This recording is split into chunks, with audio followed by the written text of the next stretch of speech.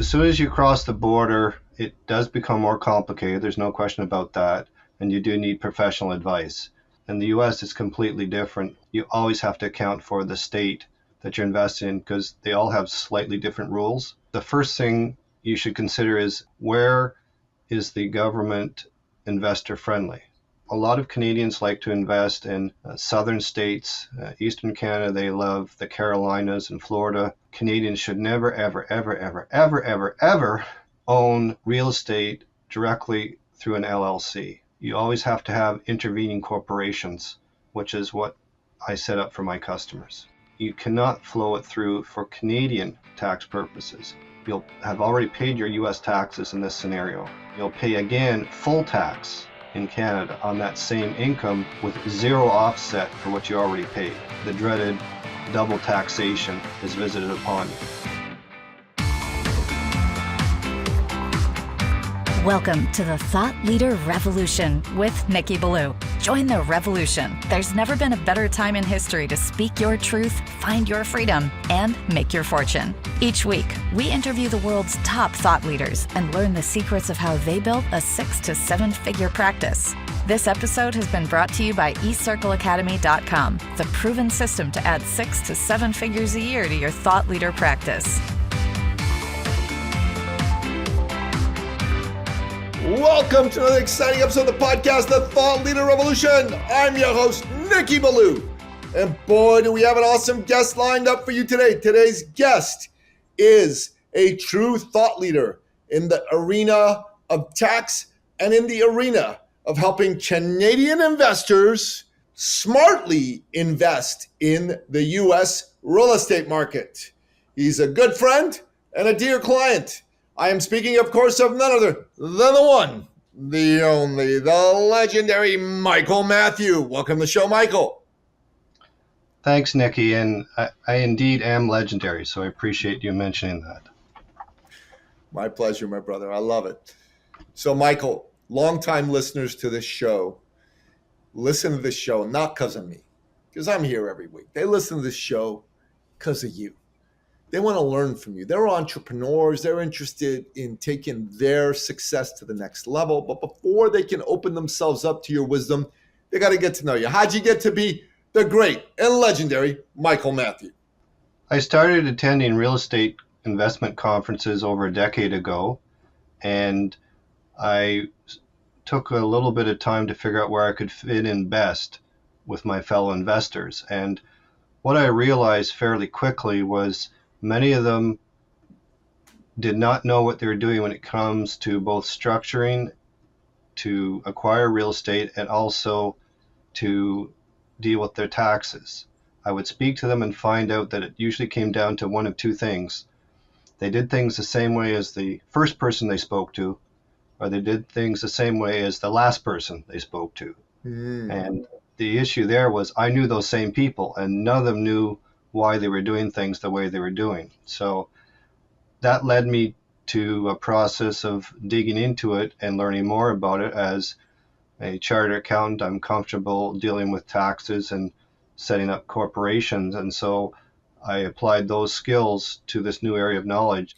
So let's talk about that specifically. So why is foreign real estate investment different than investing in Canada? As soon as you cross the border, it does become more complicated. There's no question about that. And you do need professional advice. There are additional forms to file. You have the added complications of dealing with different currencies and a different way of doing things. As an example, in the States, it's very much a case of you have 50 separate mini countries, as opposed to, for the most part in Canada, you have one a federation of provinces, and you can usually get away with dealing with the federal government and not having to worry as much about where your actual investment takes place. In the US, it's completely different. While there's a federal component, you always have to account for the state that you're investing in because they all have slightly different rules. And of course, the tax rates vary and the forms vary and so on. So what are some of the easier states to deal with in terms of investment? What are some of the more difficult states to deal with? The way I always look at it is the first thing you should consider is a state investor friendly or is it not investor friendly? Hmm. Because if it happens to be tenant friendly, here you're talking states like California, New York, it doesn't matter what your return is projected to be if your tenant decides to stop paying rent and it can take upwards of a year to get them out when you've got nothing but costs and no income. So that's always the number one. Where is the government investor friendly? And so a lot of Canadians like to invest in southern states. Eastern Canada, they love the Carolinas and Florida. Western Canada, very popular to invest in Arizona and Nevada. Okay, that's cool to know. So, um, basically, what you're saying is you should be investing in red states run by Republicans because they tend to be more pro investor versus the blue states run by Democrats, which tend to be more pro tenant and anti investor. As sad as it is to say, yes, that is more or less correct. It's just the way it breaks down. And, we're not looking for an advantage as a landlord. We're just looking to not have a disadvantage. Yeah, yeah, no question about it. And I was talking to the great Mark von Muser earlier today. And one of the things we were talking about is what happens is a lot of good people that are business people decide they don't want to get involved in the political process, right? They just want to put their head down, work hard, make money, and leave politics to others. Unfortunately, lately, it seems like the 0.1% who are the crazies have captured the political process and they're now turning the laws against the vast majority of the normal people who are just working and want to get along and don't want to get into arguments and don't want to talk about politics. You hear from people, don't talk about politics, don't talk about religion, don't mention those. And for years, that seemed to be the right way to go about doing business. But in this day and age, I'm not sure it's the right way anymore. If you don't talk about politics, if you don't take a stand for the types of policies you want to see in place where you live and where you want to invest, you could get, and this is a technical term, a business technical term, you could get screwed, royally screwed. Yes, investment in the wrong place can turn a good investment into a horrible one that you can't wait to get out of. And that's a situation that obviously you want to avoid as much as possible. And that starts with knowing the attitude that that state has towards landlords or developers versus the tenants. Okay, so what are some of the other key things that people need to be aware of in Canada when they look at investing in the United States? You want to look for places that have job growth and places that have population growth. Now, depending on your markets, those are often tied together, but not necessarily so. As an example, many people look to retire, say, in Florida. And if you have a product that caters towards that market, perhaps you're getting involved with retirement homes, that could be very, very profitable. Right. But if your target market is someone younger, then that may not be as great a place for you to invest because, yes, the population's growing, but not the population of your prospective tenants or purchasers. Okay. The job growth, population growth. Again, red states, because the blue states and the states seem to be hemorrhaging both jobs and population. California, in the last census, for the first time in its history, actually lost a congressional seat. That's Every right. other census, they've been gaining seats because people are leaving California in droves. Okay. Yeah. All right, good. So what else is important? What else do people need to pay attention to? How you're set up structurally is very important. If you talk to the average American accountant and you want to buy real estate, before you end your sentence, they'll say, well, set up an LLC. And an LLC, a limited liability company, works great for Americans because it's considered a flow-through entity and all the income and expenses flow through from the LLC to their individual U.S. tax return. And that's the end of it. Works great. Unfortunately, that does not work the same way for Canadians. No? Yeah. No. Okay. You can certainly, as a Canadian, set up an LLC. You can certainly flow that through to your U.S. tax return, but it gets complicated when it comes to your Canadian tax obligations. As a Canadian resident, you're required to report all your worldwide income on your Canadian tax return. And so what you would do is you would report that U.S. rental income, and then you'd want to deduct the U.S. taxes you paid as a foreign tax credit. And CRA will look at that and say, well, where's this coming from? And you would say, well, it's coming from my U.S. tax return. And where'd that come from? Well, I flowed it through from my LLC. And they said, sorry, we don't understand what you're saying. There's no such thing as a flow-through company.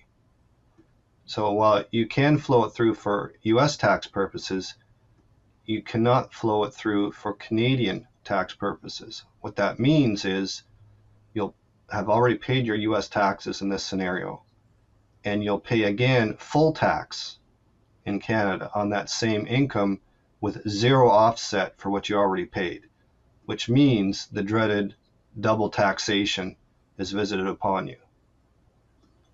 For that reason, Canadians should never, ever, ever, ever, ever, ever, ever own real estate directly through an LLC. You always have to have intervening corporations, which is what I set up for my customers. So explain. As an example, let's say you're an Ontario resident investing in Florida. Yep. I would set up an Ontario corporation for you, usually just with a number, not necessarily a name, although if you want one, that's fine too. That Ontario corporation will then own a Wyoming C corporation. The Wyoming C corporation will own the LLC in Florida, which will take title to the property. The income and expenses of that rental property belong to the LLC. We take advantage of that flow through to the Wyoming C corporation. Now, because that's all within the US, you're not going to have any complications of foreign ownership. Right. And you are allowed to flow it through as a Canadian from one corporation to the other.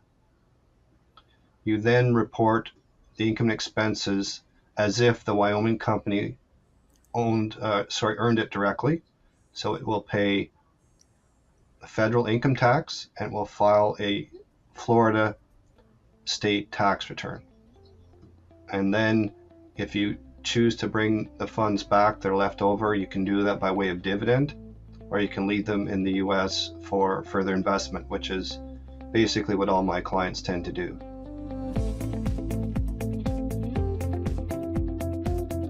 Okay, so this is some, I don't want to call it a tax shelter, but this is a tax strategy to minimize your tax if you invest in American real estate. It is using the law to benefit you rather than using the law in a way that is detrimental to you. Yeah, that's it. You're taking advantage of the current rules, which are, of course, always subject to change. Yeah. And there's legislation that's been proposed but not passed that would change that. But until it's passed, it has no effect. So as of right now, what I said to you works exactly the way I explained it. So why do you think Canadians should invest in the United States versus investing in Canada for real estate? The big difference, I would say, starts with you have far lower cost of acquisition. As an example, I put a bid in on 5 Ohio homes that had a total combined asking price of $230,000. What? They're small homes, you're looking at 1,500 square feet. Still. But the equivalent in US dollars of those homes in the Toronto area where I am, they would have been a combined total of over $5.5 million. Easy. And so you could invest in, with that math, 20 houses in Ohio for the same price as one house in Canada. And given the extremely high acquisition prices in places like Toronto and Vancouver, Yeah. you literally cannot make enough in rent to cover your mortgage No, you unless you put an extremely high down payment down, well above the standard 20%. And so, yes, you can manipulate it so you have a cash flow positive situation, but only by tying up not 20%, but perhaps 50% of the acquisition price in a down payment. And so that's probably the number one thing. The returns are also often greater because, for the most part, most Canadian provinces have some sort of rent control. And that's not the case in most states, certainly not the states you'd be investing in the first place, which means you can always charge market rates whenever you wish. You can put it up on an accelerated basis, as opposed to in Ontario, the rates have usually been somewhere between 1.5% and 3% per year, regardless of the fact your electricity prices may have doubled. You may have had a lot of maintenance to do. You're basically stuck without having a huge fight on your hands with the government to raise it any further. So you have lower acquisition costs, greater returns, greater flexibility when it comes to raising your income by raising your rents. And again, if you're an investor-friendly state, if someone stops paying you in Texas, you can start eviction proceedings in 3 weeks. Damn. And yeah, in Ontario, you're not even going to get a hearing for 6 to 12 or more months before the landlord-tenant board. And if you make one little paperwork mistake, they don't say, well, just scratch it out and both parties initial it. No. You have to start all over again and you go back to the end of the line. So now it's another 6 to 12 months. In the meantime, you're not getting any rent potentially. You know, Michael, I really like what you're saying. I'm intrigued personally. I also know quite a few people who invest in real estate here in Toronto. And I'm going to introduce them to you and say to them that you should talk to Michael because he's got an option for you on how to do real estate that will be way better than you investing in Toronto condo markets, which right now are glutted with too many condos, have a myriad of dizzying rules on reporting and tax and the landlord tenant issues. One of my buddies had a guy in his condo and he finally got him out. Guy hadn't paid rent in like 9 months because he hadn't worked. And he left the place a putrid, stinking mess. He had to call in fumigators to clean the place up. It's crazy. It's absolutely crazy. So I think these types of folks, they're going to want to get to know you. And they're going to benefit from knowing you because you're going to show them something they can do that's really going to make a massive difference for them. Absolutely. Yeah. No, this is good stuff. I think you should go and you should speak to groups, man, groups of investors. You should speak to. There's a friend of mine who he's done a lot of U.S. investment, but he has a real estate. He's the head of the Ottawa Real Estate Investors Organization. I should connect you with him. He also knows Raymond quite well. His name's Victor Menage. He was in eCircle a few years back, and we really helped him take his thought leadership to another level, which made him 10 times as much money from thought leadership and coaching, but also made him like 100 times as much as an investor. So he likes us. He's a fan. So I think he would enjoy having a conversation with you. And I think some of his investors need to hear about the tax strategies you have. You could speak to his group. I'm going to call him when this podcast is over. I need to speak to him myself anyways. And I'm going to say, look, you should bring Michael Matthew to come and talk about this. And it's something that for a lot of investors is going to start to make a lot of sense. I think investing in Canada right now is not as sensible as it once was. Not at all. Not even close. You have to, it's you can make it work, but you have to look a lot harder than you used to. Yeah. And I think you have to look outside the major centers. There are deals out there, but to get a deal in Toronto or Vancouver, where a lot of people want to invest in, or anywhere in the greater metropolitan areas, it's just difficult because the prices are just so high to get in that you literally, as I said, you can't carry the place. You're going to be negative cash flow. Yeah, I think that's very true. It's very true. What about Calgary? What about a place like Calgary? Is that also the case there?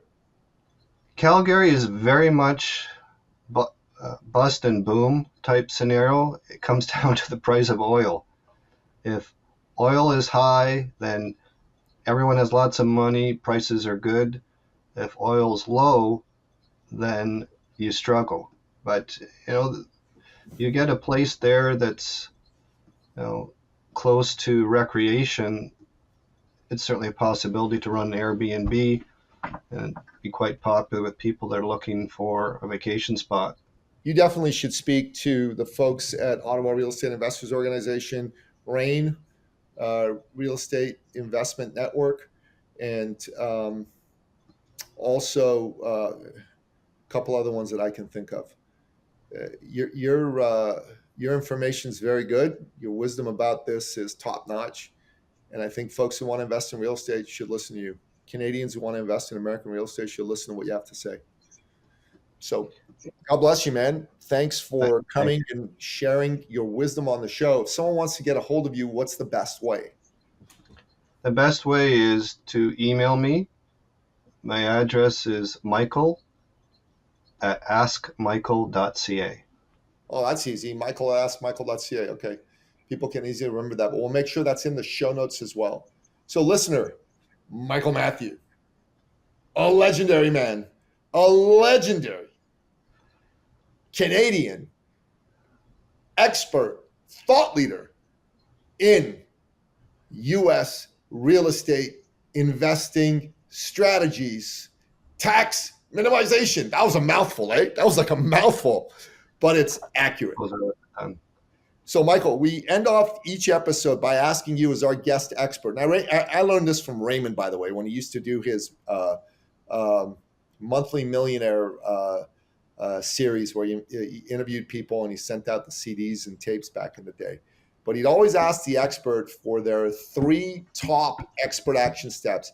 These are in bullet point form, your best pieces of advice for my listener to take their life, their business, their investing strategies to the next level. What say you? Get educated, get a mentor, a coach, an advisor, and take action. Those are, man, that was bullet point. That was like on point, bullet point, on the nose. So listener, Michael Matthew, brilliant man. Go reach out to him. Michael@askmichael.ca is the way to get a hold of him. And if you enjoyed this episode, give us a like, give us a rating, give us a review. When you do that, that helps us with the algorithm. And this helps put the show in front of the people that need to hear it and find out about it. So please make sure that you do that. And if you know somebody who specifically needs to hear what Michael had to say today, i.e. they're a real estate investor, they're Canadian, they're investing in the US, and maybe they've done some things that didn't work out when they did that, or they are thinking about investing in the US, you need to send them this episode so they understand what the tax implications could be of investing in US real estate. Because if they don't understand those implications, it could come back and bite them in the butt, right, Michael? Hard. And who the hell wants to get bit in the butt hard? Man, that's like having a Doberman behind you chomping on your butt cheeks. That's not good. You don't want that. So make sure that you share this episode with someone who is thinking about U.S. real estate investing as a Canadian so that they don't get bit in the butt hard. That's really important. You'd be doing them a service, an actual service. You'd be helping somebody somebody that you care about, avoid a painful financial reckoning. Okay? And that's a good thing. When you can help people avoid a painful financial reckoning, that's like doing God's work. You know, that's the kind of thing that gets you brownie points in heaven. You know, you go up the pearly gates when you pass on, and St. Peter says, well, what'd you do good? Why should I let you in? Well, one of the things you can say is, hey, I helped a good friend of mine avoid a painful financial reckoning. And St. Peter will look at you and he'll go, oh, that's good. You're a good man. You're a good woman. Okay, very good. You get to come into heaven, right? And that's important for you to do. Care about your fellow man. Care about your fellow woman. Everyone needs someone to care about them, someone to believe in them. And that person could just be you. You could be the person that cares about them. You could be the person that believes in them. Michael Matthew, thanks so much for coming on the show, man. It was fun to have you on today. I really enjoyed the conversation. I learned something, and that's always a good thing. Thanks for having me. Yeah, you bet. And that wraps up another exciting episode of the podcast, The Thought Leader Revolution. To find out more about today's amazing and legendary guest, the one and only Michael Matthew, go to the show notes at thethoughtleaderrevolution.com or wherever you happen to listen to this episode, be it iTunes, Spotify, Google Play, Audible, YouTube, Rumble, or what have you. Until next time, goodbye. This episode has been brought to you by eCircleAcademy.com, the proven system to add 6 to 7 figures a year to your thought leader practice.